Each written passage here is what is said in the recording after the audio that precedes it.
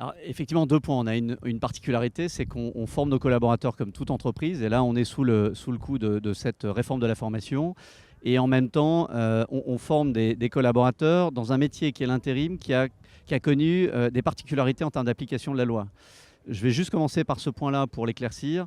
La réforme de la formation s'est concrétisée par une augmentation de notre cotisation formation. Aujourd'hui, nous délivrons 2,65% de notre masse salariale en formation, dont 0,6% sur l'alternance. Et clairement, ça s'est traduit par on va dire des ressources financières beaucoup plus importantes et un accompagnement de nos clients beaucoup plus consistant sur la population intérimaire, dont on sait qu'elle a des impératifs d'employabilité qui sont centraux.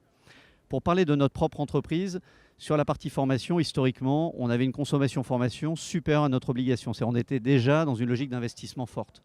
Donc clairement, chez nous, on constate à peu près la même chose sur le CPF, c'est-à-dire malgré une pédagogie et une information interne, on n'est pas encore dans un phénomène d'appropriation totale au niveau des collaborateurs.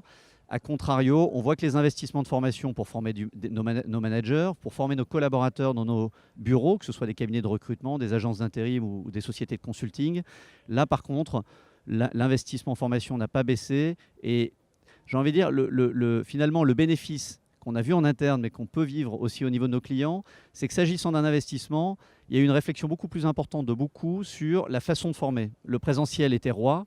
Le digital, dont on disait il a de beaux jours, avançait sur l'e-learning, mais guère plus. On voit que les formations en présentiel ont plutôt tendance à baisser pour des questions de coûts logistiques.